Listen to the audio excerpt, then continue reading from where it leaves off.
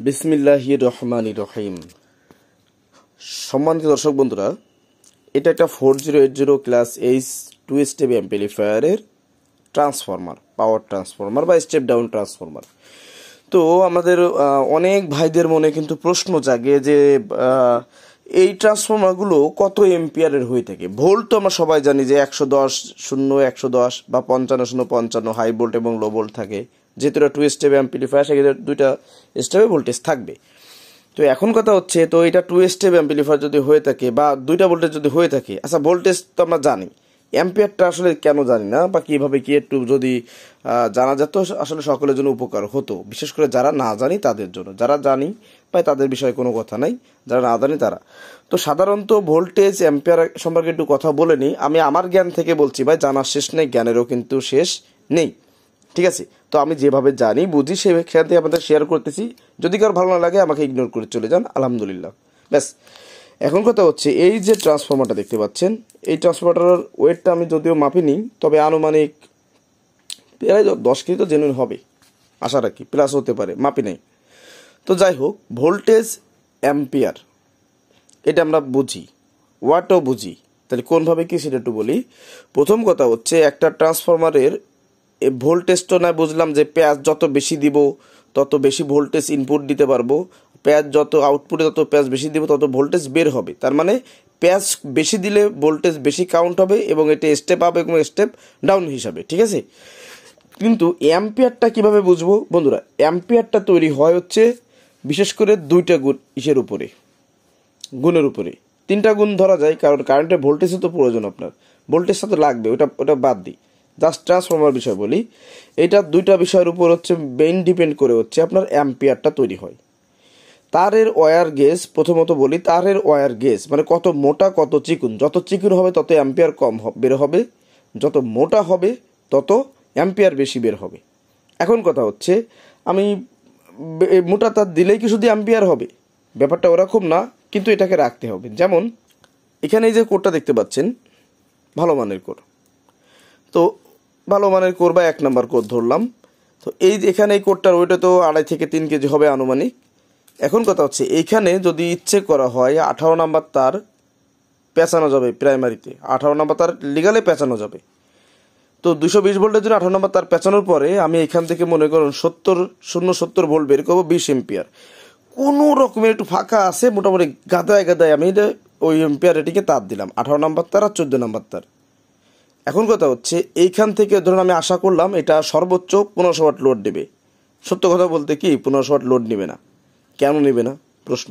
উত্তর হচ্ছে, এই যে কোডটা কারেন্ট কিন্তু সাধারণত যে আমি এখান থেকে পেঁচিয়ে গেলাম আর একটা তার হয়ে যে বেরোয় যায়, ব্যাপারটা ওরকম না।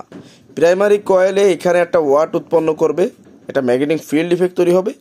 সেকেন্ডারি কয়েলে হচ্ছে ওই বিদ্যুৎটা বেরোয় যাওয়ার জন্য জায়গা খুঁজবে, ওইটা হচ্ছে কত প্যাচ আপনি দিয়েছেন ওইটার উপর ডিপেন্ড করে ভোল্টেজ এবং কত গেজে তার ব্যবহার করছে ওইটা অ্যাম্পিয়ার বের হবে। কিন্তু ওই যে আমি 14-1500 ওয়াট এত ছোট করে অত ওয়াট কিন্তু নিতে পারবে না। এবার আসুন, এত কথা কেন বললাম? এত কথা বলার কারণ হচ্ছে একটু বোঝার জন্য। সেটা হচ্ছে, এই ট্রান্সফরমার যদি ভালো মানের, হেভি মানের, ভালো বেশি পরিমাণ কোর ব্যবহার করা হয়, তাহলে এখানে আপনার ভালো একটা ওয়াট জেনারেট হয়। তো ওই হিসাব করে যদি ধরা হয়, এই যে কোরের যে সাইজ এবং এখানে তারের যে ওয়্যার গেজ নাম্বার সব কিছু মিলায়ে এখানে এই যে তারের নাম্বার, তারটা আছে এখানে, এই তারটা হচ্ছে 17 নম্বর তার। তো এখানে 17 নম্বর তারের যদি হিসাব করি, সেক্ষেত্রে 55-55-তে আমি 10 এম্পিয়ার পাবো, অথবা 110-110-তে 10 এম্পিয়ার পাবো। এখন ভোল্ট তো বাড়লো, অ্যাম্পিয়ার একই থাকলো কেন? কারণ ওয়্যার গেজ হিসাবে আপনার ওই অ্যাম্পিয়ারটা সেমই থাকবে, কিন্তু ভোল্ট বেড়ে যাওয়ার কারণে ওইখানে ওয়াটটা বেড়ে যাবে। কারণ আমরা জানি এসি ভোল্টের ক্ষেত্রে ভোল্ট গুণন আপনার অ্যাম্পিয়ার গুণন কস্তিটার মান তো 1, ওটা না দিলেও সমস্যা নাই। সেক্ষেত্রে কী আসে? ওইটা আসে ইকুয়াল টু আসে ওয়াট।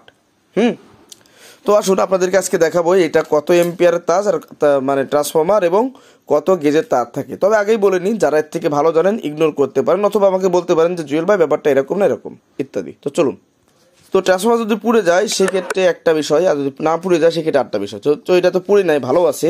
তো আমি কি করছি, আমি এটা যে গ্রাউন্ডের তারটা ছিল এই গ্রাউন্ডের তারটা উঠিয়ে নিয়েছি এবং এই তারটাকে মাপার জন্য আমার ইনসুলেশনটা ঘষতে হবে, তাই আগেতে ঘষে নিয়েছি। এবং নিবেন এই ধরনের, মানে আমি এটাতে কাজ করি যেহেতু, এই যে ওয়্যার গেজ স্টেনলেস স্টিল, তাই না? তাহলে এখানে আমি 17 নাম্বার দেখব। তো এই যে যেহেতু মাপার কিন্তু সিস্টেম হচ্ছে ইনসুলেশন উঠে ফেলতে হবে আগে থেকে, ঠিক আছে? এই যে ইনসুলেশন উঠে ফেলতে হবে, উঠে ফেলে আমার এটা ধারণা 17, আমি দেখছি 17, এই জন্য এই দেখেন এটা হালকা করে চাপ দিলে ঢুকে যাবে ভিতরে,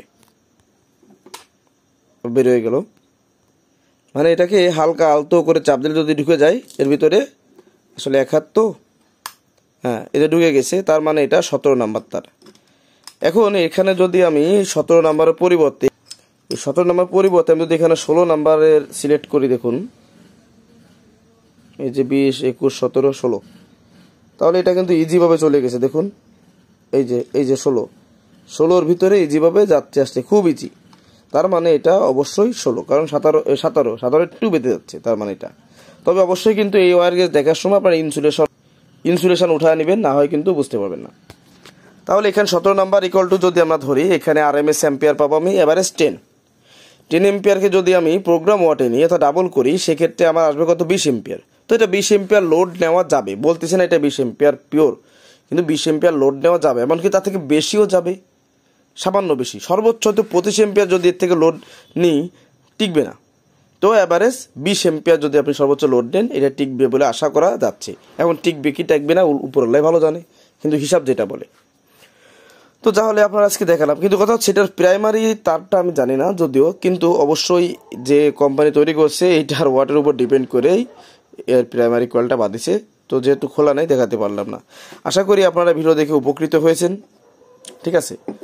তো সবাই ভালো থাকুন, সুস্থ থাকার চেষ্টা করুন, আর সৎ নিয়মে চলার চেষ্টা করুন। আমিও চলি, সবার আগে চেষ্টা করি। আলহামদুলিল্লাহ, ভিডিও এই পর্যন্ত রাখতেছি। আল্লাহ হাফেজ।